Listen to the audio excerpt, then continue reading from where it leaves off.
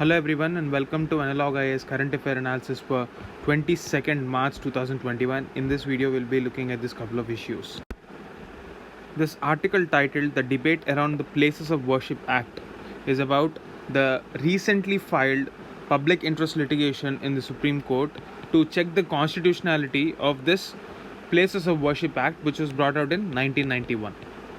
So let us get into the details of this article, but before that a brief background. So this Places of Worship Act was brought out in 1991, and the purpose of this particular act was to sort out all sorts of legal issues with respect to places of worship. And the important thing that we have to remember here is this came after the Ram Janmabhoomi issue became a huge one. So this act has excluded the Ram Janmabhoomi issue out of its ambit. So the present PIL is questioning that particular act, which has sought to resolve all religious conflicts in the year 1991. So what was the basic provision of this particular legislation? This law clearly says that if a particular place of worship belongs to a community, no person can actually change it to a place of another community. Say if a particular place is a place of worship for Hindus, it cannot be converted into a place of worship for Muslims. That is what this law says. This premise is being challenged in the Supreme Court.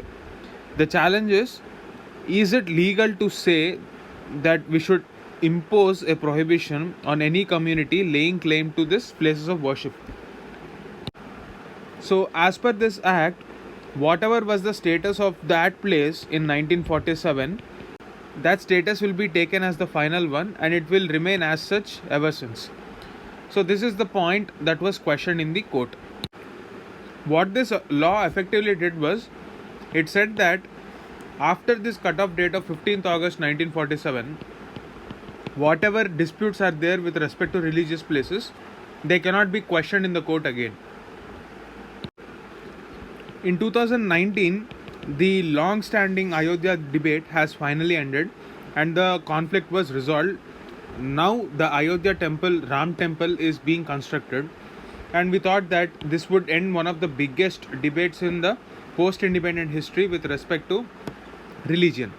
But Ayodhya is not the only site of conflict. Take for example Mathura. As you can see in the picture, this is the place which is considered to be the birthplace of Lord Krishna. So this is called the Krishna Janmabhoomi. There is a temple at this site called the Krishna Janmabhoomi temple, and adjacent to that is a Eidgah or a mosque. So a lot of Hindus believe that the invaders who have destroyed their temples and constructed their own monuments are taking away the rights of Hindu beliefs and worship. So a petition was filed to check the legality of this issue. So what this petition says is, it is irrational to accept the cutoff deadline of 15th August 1947 because this happened way before that. Now to say that no litigation or no claim to these sites can be accepted is to say that the rights of Hindus and other minorities like Sikhs etc. are not relevant according to the petitioner.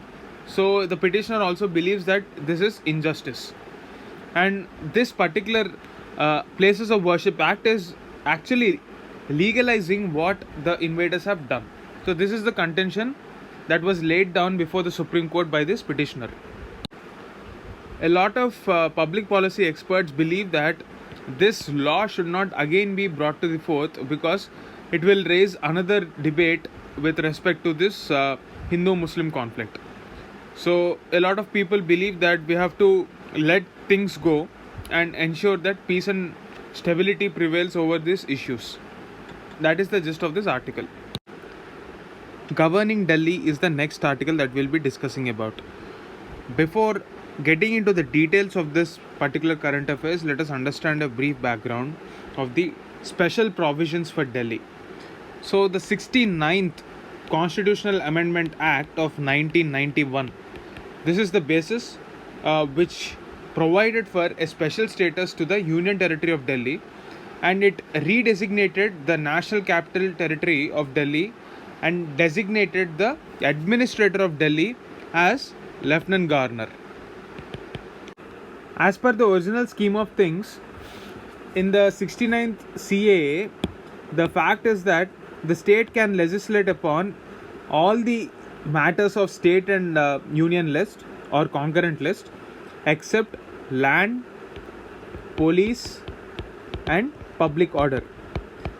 When the Aam Aadmi Party came into power in 2015 and 2016, there was a constant tussle between the Lieutenant Governor and Aam Aadmi Party.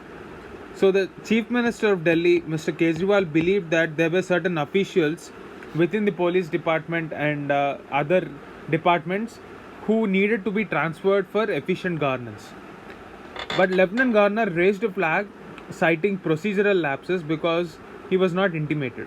According to this original act, Lieutenant Governor is the final authority and his decision is binding, but he has to take a decision based on the CM's advice along with his Council of Ministers.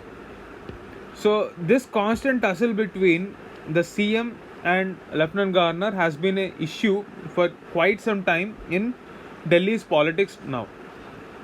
In 2018, or even before that in 2016, the Delhi High Court said that Lieutenant Governor has the final authority, but his decision will be taken only upon the advice of the CM and his Council of Ministers. But that effectively brought the entire issue to square one. So in 2018, a 5-judge bench of the Supreme Court held that the real authority to take decisions lies in the elected government, not Lieutenant Governor. So, in order to overcome the difficulties and to give primacy to the elected government was the direction given to the parliament. In response to this, in February, the Ministry of Home Affairs came up with a bill which sought to clear the definition with respect to what is the discretionary power of Lieutenant Governor, to what extent can he intervene, and the details of this bill are exactly not important for UPSC exam in an elaborate manner. But the point is, with the passage of this bill, Lieutenant Governor will have a supreme authority when compared to the elected government, which goes in contradiction with the 2018 judgment. So we have to wait and see whether this particular law will stand the test of time.